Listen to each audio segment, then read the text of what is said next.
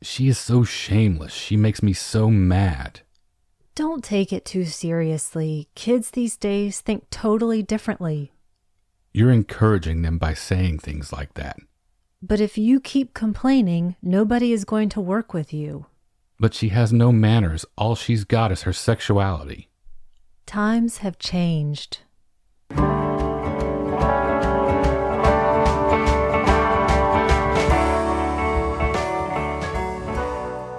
Welcome to the Magic Lantern Podcast, an ongoing informal discussion of the films we love and the things we love about them. I am Erica Long. And I am Cole Rolane. Each episode of the Magic Lantern will be devoted to one film that we alternately select, and we will discuss why it is significant to us. Just a note, whether the film is a classic or a more contemporary title, this will be an in-depth discussion that will include explicit plot details and potential spoilers. We are at episode 84, which is Cole's choice. What are we going to be covering today? Today we're talking about Funeral Parade of Roses from 1969, directed by Toshio Matsumoto, starring Shinosuke Ikehata, who goes by the stage name of Peter, Osamu Ogasawara, and Yoshio Tsuchiya. It's a modern retelling of the legend of Oedipus as filtered through the underground gay counterculture of 1960s Tokyo, and it is a landmark of international queer cinema. And it opens with this appropriately dramatic quote. I am the wound and the blade, both the torturer and he who is flayed. That is taken from the cover of Charles Baudelaire's senior high notebook, in which he kept all the lyrics for the emo band that he wanted to start with Gustave Flaubert.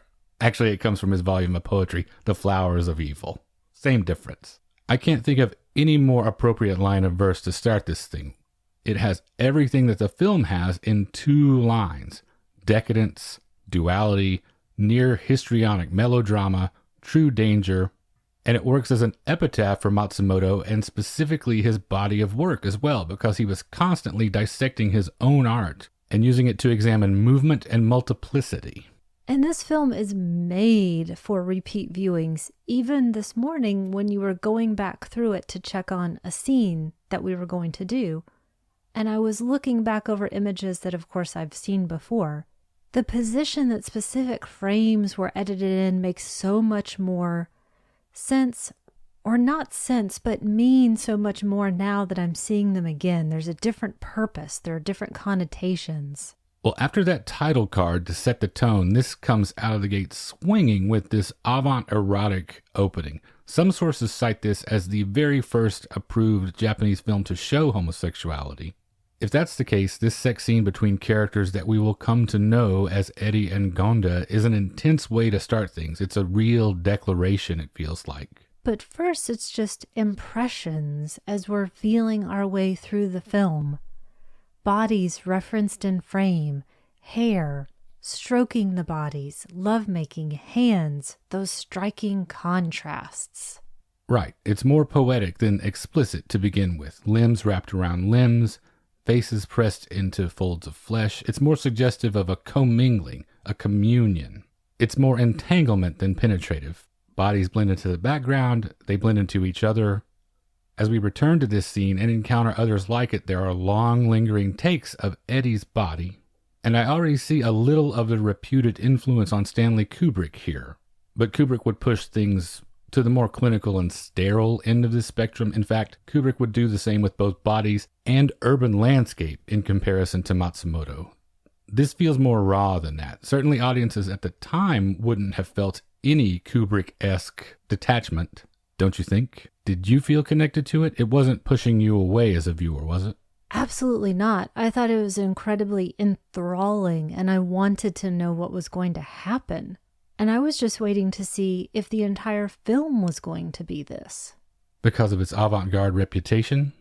Is that what you mean? The choice to start this way signaled to me that maybe there's more to come, but I don't know. I did make the mistake, though, of reading the log line before we got started, and so I felt like I was prepped for an entirely different movie. I think a lot of people may feel that way coming to it, possibly even its contemporary audiences. It was produced by the Art Theater Guild Company, and that association meant that it made it into the same network of theaters that larger, more mainstream films did. So this film got a fairly wide release in Japan. If I were one of those audiences and maybe I had come from viewing some other French New Wave, I might be prepared for a lot more navel gazing, possibly, not just these kinds of navels. Well, there were a handful of underground films that were a forerunner or a contemporary of this in terms of its unfiltered homoeroticism, but I can't think of many examples that were probably on as many screens as this one. In the US, Kenneth Anger and Andy Warhol were getting there. You had the Stonewall riots in the same year as this, 1969. Midnight Cowboy broke some ground that year as well. But for Western films, you wouldn't see it regularly or this explicitly for another couple of decades. I think I would have also been stunned to see the artistry occurring at every level of this film, every nuance, every acting performance, every technician. Well, Matsumoto is no slouch, and he is pulling out all the stops on this, his very first feature film. I mentioned melodrama already, but that's just one piece of the puzzle. It plays in all kinds of different registers, documentary or neo-documentary as he was developing it, verite, experimentalism, farce, all equally effectively. It's as much a collage as anything. Did one facet of it appeal to you more or seem to work better than any other? I'm just stunned that this was put together as a whole and works so beautifully. I mentioned that this is made for repeat viewing. I want to see everything that I missed or everything that makes more sense and conveys more meaning now than it did at the moment. And this was also Peter's first film. And he has gone on to a long and illustrious career. Actually, both he and Yoshio Tsuchiya have worked with Kurosawa, one on Seven Samurai, one in Ran. So fixtures in Japanese art house film for sure, and actually in genre film too, sci-fi stuff as well. Obviously, it's the experimental nature of it that appeals to me a great deal. For example, there's that moment early on where it looks momentarily like the film is being burned through from behind as we are watching it, obliterating a face that would become pivotal as the story unfolds. It turns out to be a close-up of a photograph, but you realize the disintegration of the film is not out of the question. So it's similar to how the opening affected you. This little seed prepares you to be ready for anything as a viewer. If I had just applied my normal Murder, She Wrote viewing habits, that would have made a lot more sense at the time. Well, after this tryst, our lovers see a person that they refer to as the Madam on the corner as they're driving away, and we come to learn that this is Leda, the proprietor of the Club Genet and the third point on their romantic triangle. We don't even realize it, but we have already entered into a dizzying flashback structure. And just one of our stories as well. And we're always interested in making connections on this show, following where a film leads us. I felt a mixture of all sorts of things. My own Private Idaho, a little Repulsion, a little All About Eve, all the way up to something as current and transgressive as Takashi Miike. Did you have anything of your own that added to that mix? I'm so glad that you mentioned Miike and Repulsion specifically, because this moment when they're in the car, we've got credits over handheld work, over more contrasts, over that high-tension impressionistic music. You could almost imagine that you're also in a suspense film or a thriller as you're watching Eddie's face play out over the rearview mirror. I think more than anything, this film reminded me, not in story, but in feel, of Wanda, because we just saw the trailer for this at Austin Film Society. It's going to be getting a fantastic theatrical run. I mention it because avant-garde wannabes are a pet peeve of mine. Now, I mentioned Kenneth Anger and Andy Warhol earlier. Are you lumping them in as wannabes as well? How do you break that down? I'm not, and I'm not going to name any names. Oh, come on. I'm thinking more like the 10th generation of Andy Warhol. Okay. I'm thinking about those people who don't seem to know where to put the camera and just decide on some location that bears no relevance to the story. But you look at this and you look at Wanda and they know exactly where the film needs to go. It's so incredibly taut. There's no navel gazing here unless they want us to be gazing at navels. One of the most striking images that we see over and over again in the film is the use of the rose as a symbol. And early on here, there's a brief scene of hands stamped with roses. It's just one of the many times we'll see the flower, including repeatedly held clenched by someone's ass. And there's a pun in the original Japanese title, Bara no Suretsu. Bara translates directly to rose in English, but it was also a derogatory term used for gay men. Think pansy in English as the equivalent. But in the 60s and 70s, Japanese gay culture worked to reclaim it. And in this case, not just reclaim it, but to provoke as well. It's essentially gay cinema's equivalent of the Texas come and take it flag, I would say. I think the totem for me that emerged in this film were the eyelashes. They serve as a beacon almost, and I think that's what I see most in Kubrick that would come after, specifically in A Clockwork Orange, though I'm not sure that audiences at that time may have even seen this film. But I don't know how you can come away from this film with a more indelible image, at least that's for me. Well, eyelashes are on full display when we encounter this first interview section with what the film and the Japanese gay subculture itself terms as gay boys. Identity is always such a crucial consideration, and the gay boy subculture is a little hard to pin down from these interviews. They aren't explicitly drag queens, nor transvestites. They aren't exactly transgender, though they mostly present or identify as female. They alternate between he and she pronouns, and explicitly state that they don't want to go as far as being a woman. Being a gay boy seems very distinctly to be its own thing, a very unique and separate identity. I don't know about you. I suspect that you're on the same side with me as this. I think it is a glorious presentation.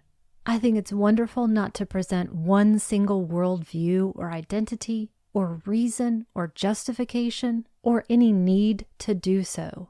At the same time, I felt a little bit sad for audiences because I felt like it was more our problem, that the audience itself did not yet, and I don't think still does, though it's definitely changing, have the same vocabulary. So in some of these interviews, I felt like the person had to essentially approach it as a why bother trying to explain? You just don't have the same language to understand. I wholeheartedly agree with you. These interviews get right to the heart of two key things that make me love the film. It underscores how, even within a specific community, there are likely as many identities as there are people.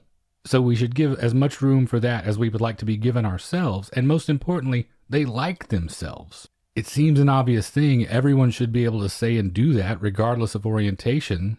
But sadly, we've seen just in the past couple of weeks with the furor surrounding the school in Oklahoma where parents threatened a 12-year-old transgender child, that simply existing is a threat to some of these people. So liking yourself in that environment, then or now, can be a brave and radical act. So part of the viewing was exhilarating for me to see this bomb that went off in 1969 that's so relevant today.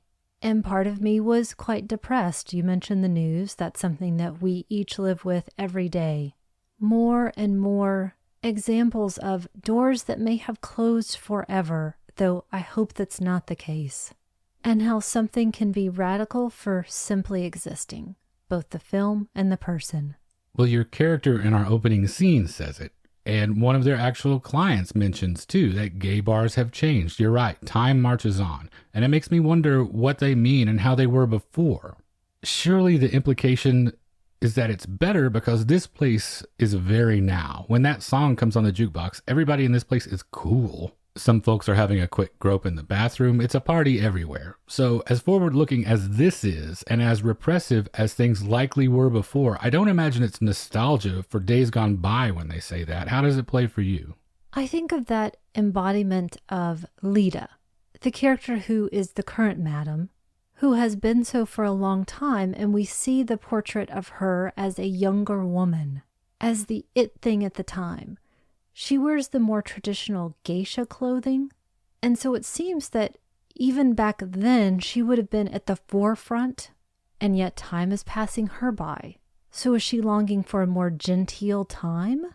For her youth? I think her case is very specific and separate from everyone else's in this, but I want to get to that a little bit later. Okay. Meanwhile, the other world that Eddie inhabits is with this group of artists, activists, and film students, including one named Guevara with a rather dubious fake beard. You know, I like this guy, but he's probably a person I referred to earlier. He's maybe more of the avant-garde wannabe. They're all gathered around watching footage of riot police on television, but the reception isn't great. I like this sense of humor here, acknowledging both their avant-garde tendencies and the political situation in the streets, because they say when the footage is hardest to see is when it's at its best. Through our interactions with this bunch, we get a wider view of the counterculture at large, with everything from drugs to public performance art. Tokyo in 1969 was like a lot of major cities worldwide. There was unrest led by a younger generation, protests, confrontations with authorities, and like a lot of major cities, there were areas where the counterculture congregated and where the LGBT population was more concentrated. In New York, you had Greenwich Village. In San Francisco, you have the Castro District. And in Tokyo, it's the Shinjuku District. Can we talk about that for a little bit? Seems like a super cool place and still going strong, right? Yes, from what I understand, just as vibrant and creative as it ever was. The one major way that Tokyo is different from American and most European major cities is obviously attributable to World War II. Firebombing wiped out significant parts of the city, including libraries, temples, archives, so in a way, it was starting with a completely blank creative and cultural slate post-war. While this is obviously a horrific thing to have suffered through, this led to, I think, a much more free sense of experimentation.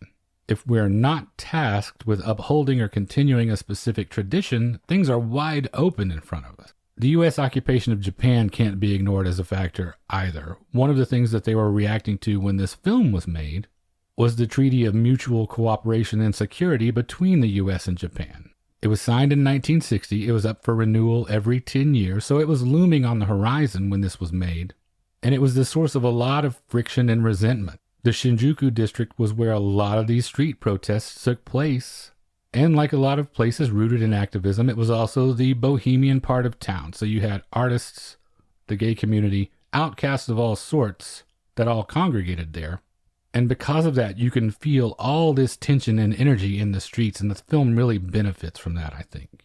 I'm thinking about our recent mini episode on the punk panic of the 80s. Whereas so much of what we watched for that seemed to be made by people in their early 100s, about teens, this feels like young people making something for and about young people. You make me think of that Young Ones episode with the TV dance party that's about young people for young people. Because of this urgency, though, that you're talking about, it means that I get a lot of something that I love personally, street scenes. I've talked about this a few times on the show. It's one of my favorite things about motion pictures, being able to see life from street level from all over the world for the last 100 plus years. This is a bit unique in that regard, in that some of these are overhead scenes that seem to be shot from the rooftops of buildings, including organ music that makes it almost feel like Carnival of Souls, another touchstone that I kept coming back to. But in addition to adding a feeling of alienation, these rooftop shots had a practical purpose as well. Since the Shinjuku district was such a political hotspot, police were all over it. And they were shooting all of this completely without permits. So if they didn't want to have to settle for single takes that they shot surreptitiously on the fly, the rooftops afforded them at least a small measure of cover, and you could still get a feeling of what was happening down below. They didn't wholly rely on that, obviously. There are some more urgently shot street-level scenes depicting demonstrations and performance pieces by the group Zero Jigen, and a fight between Eddie's group and another girl gang.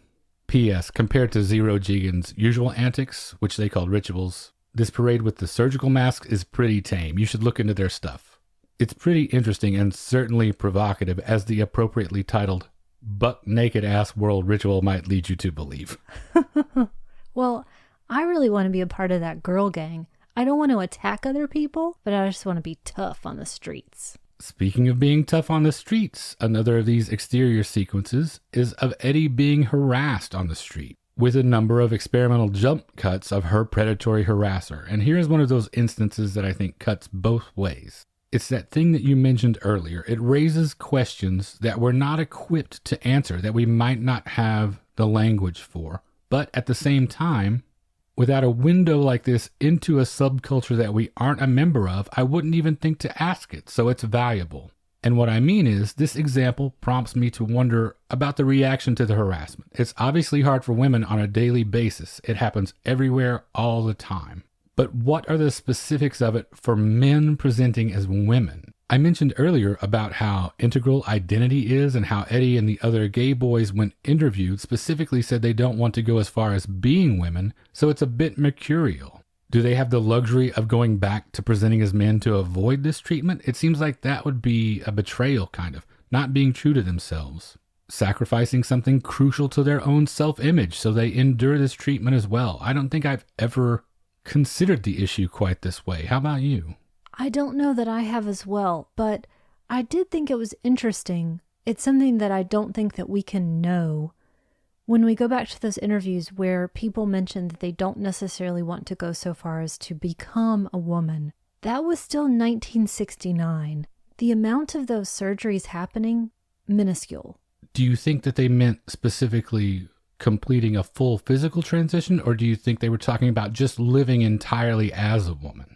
I don't know the answer to that. I immediately went to the surgical angle because it was a possibility, and yet it seems like it would be such a remote one that you couldn't even wrap your mind around how I would be able to carry that out. And so I guess just in essence, identity can mean anything. Now that you say that, it makes me wonder how accurately I could even convey what I feel like my identity is. Could you do that either? If pressed, could you actually put it into terms that you felt like someone else fully understood? I don't think that I can.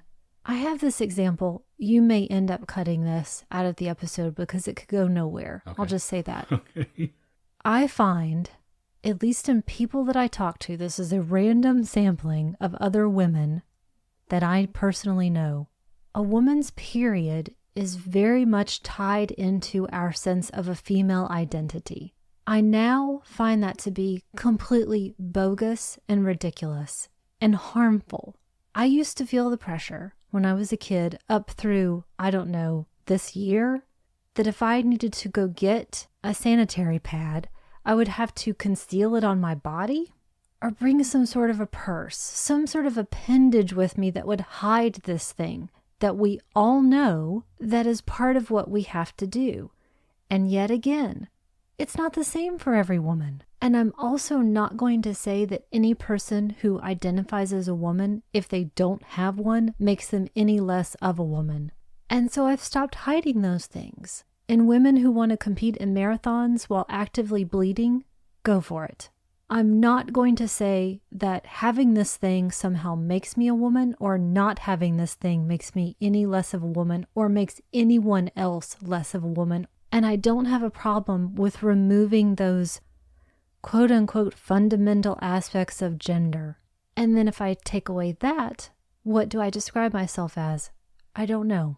Yeah, these things that I think people take for granted or have for a long time because it's nothing that they have to deal with personally, you start removing them or exposing them for how subjective they are one at a time, you really begin to understand just how fluid all of this really is.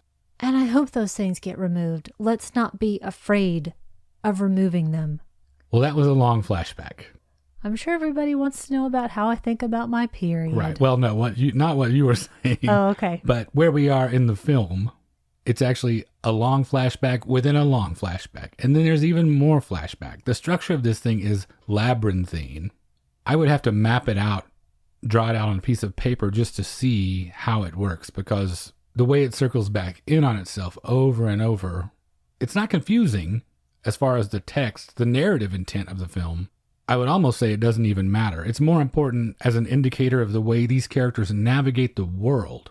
And that's underlined by the scene that just concluded that long flashback, when Eddie collapses in the art gallery, surrounded by this exhibit of countless masks for escaping loneliness, but specifically for spinning different personas off in different social contexts. Every one of these instances where the film is circling back, we get a little bit more of the onion skin, another layer, another mask. So each time we loop around, a little bit more of this identity is built and shown to us. And we have a second sex scene here that's even more illuminating as far as both how seriously forward-thinking Matsumoto was regarding sexuality and how playful he was with it at the same time.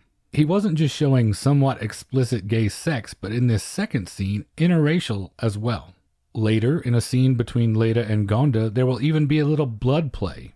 when she cuts her legs shaving. I like Matsumoto's style. If we are going to smash taboos, let's not waste any time. Let's smash them all at once. And even with all this boundary breaking, he still manages to remind us that sex is fun. As we pull back from Eddie's orgasmic throes, we find it's more like she's getting a cramp worked out, surrounded by the film crew. That's why I chose to make that long-winded point about my period. I'm breaking taboos all over the place that really no one wants me to break. I am behind you and Matsumoto 100%. But not all of his characters reflect that outlook. They can be pretty judgmental of one another. At the club, for instance, one of them suggests that someone else is only in this life for the money. Later, there's the admonishment that if you're a professional, then behave like one. Identity here isn't just about sexuality. There's a question of integrity and purity of intent. Me being me, I obviously side with the I do this because this is who I am faction. I assume Matsumoto does the same based on how they come across in the film. I just want to step back for 1 second and go back to something you just said. I do think it's important that this is a business at the same time. This isn't just friends getting together to have a good time. This is a club. Eddie gets paid, at least in some respects, whether it be maybe some drugs or lifestyle. So it is an important distinction, and I think an interesting one to talk about why people are doing it, what they're in the life for, even if it's only important to those characters. While they are working all that out, the Oedipal thing takes its time unfolding, it feels like. But when we get to the scene where Eddie tells his mother, "Forget about Dad, you have me," I think it really picks up in earnest. And I think his mother's response sets the world record for the most derisive laughter I've ever seen depicted on screen. Definitely. And that's in a flashback, by the way, that's happening. Everything is in a flashback. It is. I also like to think of this upcoming scene of Eddie and her two friends at the urinals as a clever nod to Oedipus as well. How well do you remember your Sophocles? Yeah, this is some deep cut Oedipus. The crossroads in Oedipus Rex is a triple crossroads, not how we traditionally think of it. He killed his father at a place where 3 roads meet. It's not a symbol of choice, but of fate. So if you rigorously apply this classical tragic structure to my earlier question about self-image and whether or not there's any option to present any other way, the answer seems crystal clear as they're standing here. We haven't talked much about the love triangle either, since we're talking about all things Oedipal. It seems like this might be a good place to get into it. I think this movie might have surprised you twice, if I read you correctly. Once, like you mentioned, when you read the synopsis before you watched it, and I think you were taken by surprise by these Oedipal underpinnings. I know that we're going to continue to discuss this because it continues to unfold in the film. And much of that payoff, for lack of a better word, doesn't come until later. So I think ultimately I find that logline to be a disservice to the viewer. I think you should let this unfold, just go with it, and whatever happens, happens. But knowing what I know now, I watch it again, or I watch it more closely to think about punishment, enjoyment, punishment for enjoyment, those Oedipal crimes, what the director is challenging me to think, what the director thinks, and so on. The second specific surprise in this context that I was wondering about, when Leda's involvement in the love triangle turns out to not be the mother component in that scenario, did that also figure in? It did, because going back to the beginning, which we do see over and over again, when we first see Leda presented, I assumed things about her character and position which weren't exactly correct. So should I just go edit the Wikipedia and take that out?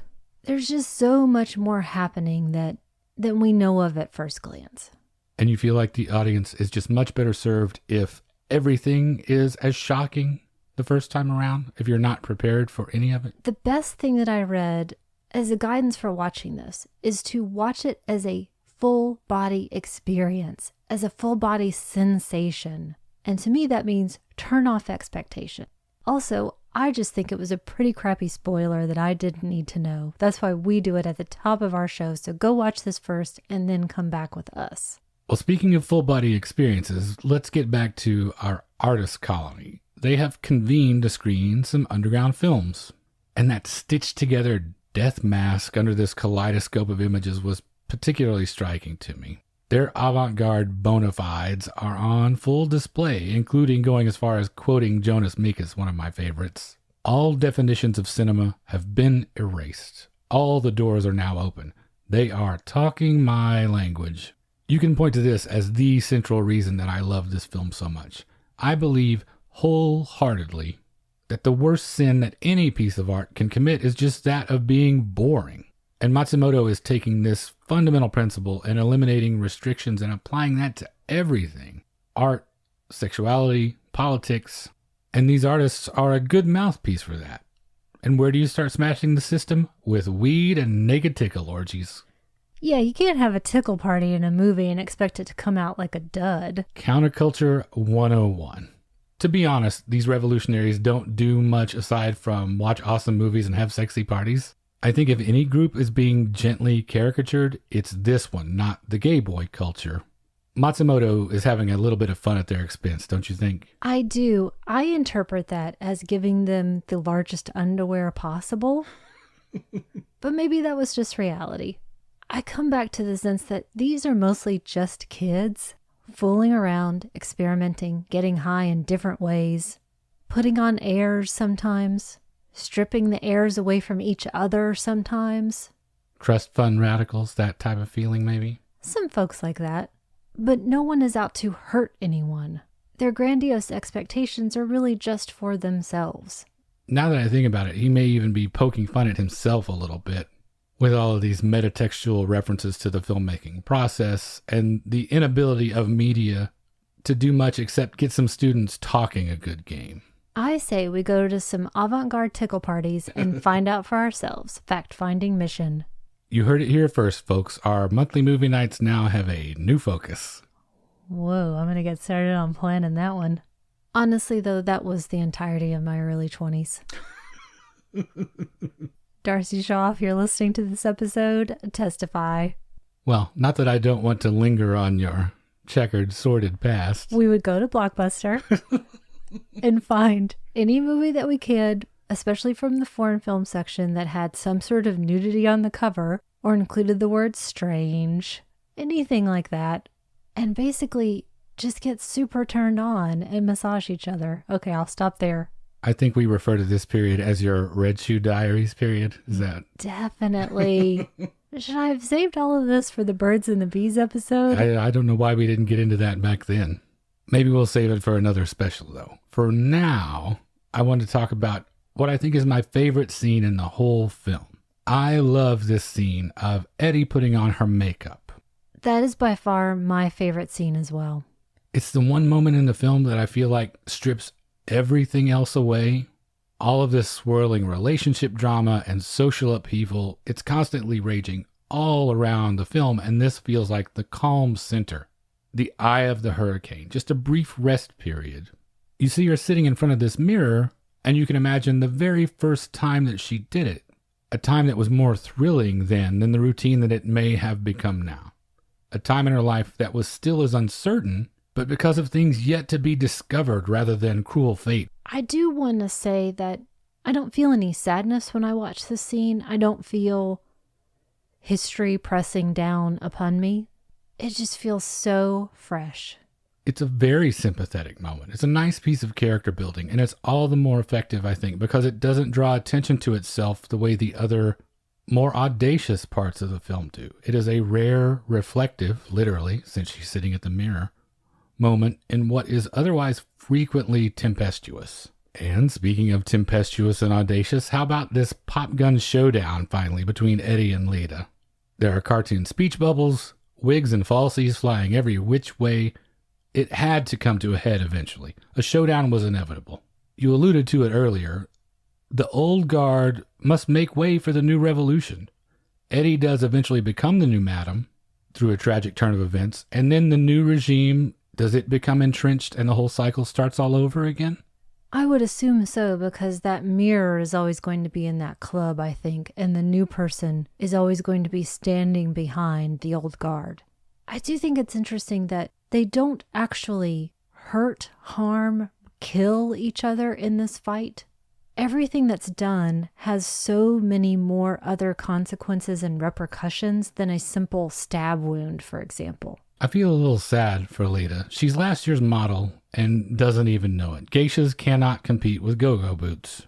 It's been clear all along that there was no way she's going to come out on top, at least not to me. It is a farcical element, though, you are correct, and it's very cartoonish in its presentation, but that doesn't mean that Matsumoto shies away from violence any more than he does sex.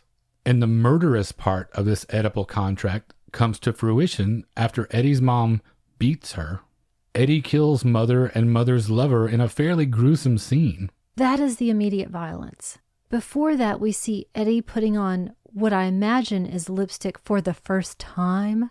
Again, watching her own image, kissing her own image. I thought about Purple Noon there for a moment. As we then see, fast forward, Leda watching Gonda and Eddie. And that's again intercut with Eddie killing her mother and this lover. I think it's interesting to see those immediate effects of violence and then the ramifications of violence, how that's playing out in both of those stories. And with this flashback structure, it's doubly interesting because do we know if that's a ripple forward, a ripple backwards? Because of this thing circling around on itself so many times, we're not even sure in which temporal direction this will flow. And through some of this, Eddie seems to be having almost a waking dream, remembering some of these things. I know I said in the Chinatown episode that there are ways that I would not want to be wounded, and this is one that I want to add to the list. As Mom's boyfriend gets stabbed with a dirty kitchen knife in the back in the kidney. I'll throw in back of the neck. This murder scene made me think about what is often a troubling aspect of films from this time period, and sometimes still, I guess, for that matter. This idea of the gay character being the killer, specifically the dangerous deviant. I feel like this handles it okay. This sidesteps that, in my estimation. If you're telling Oedipus with a primarily gay cast, the inevitable matricide is bound to be committed by a gay character. It's coincidental, not conditional. The line I guess I'm drawing is between portraying being gay as inherently tragic, a bad way to go, versus applying a classically tragic structure to a gay story, a fine way to go if you do it well. Well, since you said that here, I guess I'll ask this question that I was kind of holding off for later. Is the director trying to say that these characters are being punished, either as part of this larger, timeless Oedipal story, or because of who they are? Because otherwise, it seems like everybody is having a whale of a good time. And so if we're being told that these characters are not long for this world, the word funeral is in the title, or simply because that's just the way life works. The old guard is replaced by the new. Is that because they're gay? No, I think that thing I said about the coincidental versus conditional specifically addresses that I don't think they end up this way because they are gay. Now, in terms of the rest of it, if we're following Oedipal parallels, Oedipus's crime was pride. That's what he is punished for. Is that also what Eddie's punished for? Leda, at one point, referenced in the scene that we did, talks about how gay boys should have pride in themselves. Ironic, because her final act is, unbeknownst to her, the catalyst for Gonda and Eddie's undoing. It's interesting that you bring that up here, because what comes next is we have a little meta commentary on Eddie by Peter, who's playing the character. She plays a little coy in one of these talking head inserts and specifically says that the Oedipal parts of the story are personally the least relatable part. I feel like it gives Matsumoto a bit of an out from the Freudian corner that he could have painted himself into with all this. It doesn't mean that the character's fate is any more inescapable. I actually wish they'd spent more time on it, especially with Peter, especially talking about Eddie. These interviews are definitely a favorite part, but they're not quite as in-depth as I would like to see. There's a wide array of perspectives, like you mentioned, including the very last gay boy interviewed, who is not so happy as the rest and seems a little more adrift. Overall, it seems to be very honest, and I appreciate that about it. I just wish there was more of it. I look at that in a couple of ways. That one, I think most of our lives are probably fairly banal, so that when Peter talks about not being able to relate to the incest part, that's probably pretty accurate. The second thing I think of, I've mentioned this a few times, I feel like if the right questions were asked, Peter could probably blow our minds and the minds of the rest of the audience. It's like you mentioned how they had to film essentially without permits because they couldn't have sat down with an official, gone over what this film entails, and then been gladly handed those permits. That thing you were saying about our lives are mostly banal, and so how much can you actually glean from one of these interviews? It puts me in mind of a thing that I was just watching recently where Groucho Marx is debating with William F. Buckley about whether or not the world is funny. And Groucho's estimation is that even comedians within a 24-hour day are probably only funny 8 minutes of the time. Just another one of those tangential things that makes me think about all the things that go into what we consider to be our identity. Because if Groucho Marx is banal 23 hours and 52 minutes out of the day, what hope do the rest of us have? Let me tell you about my deep love for stamp collecting. And now to something completely unfunny. That would be Leda's suicide. She's making a party feast for Gonda. They get into a fight. And the takeaway I had from this was that, Leda, you got old. We don't see that again play out. We see Eddie getting a call that Leda is dead. And she is going in style. She has committed the most dramatic suicide that I think I may have ever seen, laying herself out in a bridal gown and having these representative dolls by the bedside where she has jealously driven nails through the one that clearly is supposed to represent Eddie. We follow this with her eponymous funeral parade of roses in her honor in this slowly sinking cemetery, and this landscape prompts Eddie to wish for the whole country to sink to the bottom of the ocean one day. I think that could be read a couple of ways, and I'm wondering what you think about this. Does Eddie want the end of Japan and the death of a culture that marginalizes their crew, or is it a wish for the rest of Japan to have to live the way they do, which is often literally underground? I think of it as a world-weary comment from someone who is very, very young and experiencing things that would generally play out over a lifetime compressed into a couple of decades. Some things that most of us don't even encounter in an entire lifetime. How many of us commit matricide? I haven't. Thanks, Mom. Mom is a friend to the show. Well, it turns out that Leda was a soothsayer with these dolls. She was not our Oedipal mother after all, but rather our oracle at Delphi. I referred to this earlier. Finally, Leda's death has removed any romantic obstacles for Eddie and Gonda. In case you haven't figured it out by now, which is possible thanks to the concentric circle construction of all these flashbacks, this is the incestuous side of our Oedipal contract. It is the most supreme irony that Leda's suicide makes possible this discovery and therefore enacts the destruction that she had wished upon Eddie but could not achieve any other way other than her own death. And the way that plays out is Gonda, in a post-coital episode, finds a diary labeled Father Returns. And it includes the photo with the face burned out that we saw early on in the film, in which he recognizes himself, and it all comes clear in one horrifying moment. He excuses himself to the bathroom and commits suicide with a knife. Upon surveying this carnage, Eddie puts her own eyes out and wanders out into the street, her unseeing gaze met by the equally static view of uncaring onlookers who might as well be watching any other mildly inconvenient piece of performance art. I think it's fascinating that we're left with the image literally turned upside down. So I'm sorry to beat this dead horse, but do you put something like that in a log line that does not reveal itself until the literal end of the movie? So you're saying that the urinal scene wouldn't have been a clear enough signpost for you literary types to pick up on? Definitely not me. Though now I'm envisioning you and Chelsea George in a movie theater and you writing down the end to this and handing it to her to see if you're right. Matsumoto can't resist one last flourish of absurdity, though, cutting in here with a movie host inviting us back for the show next week. I guess, much like you would just go to the theater and see what Sophocles had cooked up the next time around. The end. So then, is the employment of the Oedipus story showing us that there is punishment? Is punishment happening? There's certainly punishment happening, and I feel like you were right on the money earlier when you talk about how much of a good time everyone is having. Prior to this, it definitely makes it that much more impactful when everything goes off the rails in these last 5 minutes. Punishment for Eddie is definitely inescapable. She killed and therefore must atone. But is there more to it? Pride was Oedipus's fall. You referred to Leda's line of dialogue earlier about how gay boys should be proud, have pride in themselves. There is literally no more synonymous word with LGBTQ activism than pride.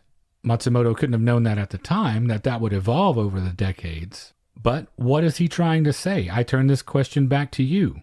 The last thing I'm wondering, do you think Toshio Matsumoto is on the inside or outside of this? Does it feel more like a movie made by and or for this subculture, or just a film about this subculture? Gosh, that is a tough one, and I think I go back and forth. I think that it's possible to have both of those things going on. That we're looking at that true Greek idea of hubris, excessive pride, and yet other people can experience hedonism and lawlessness and also not face this downfall.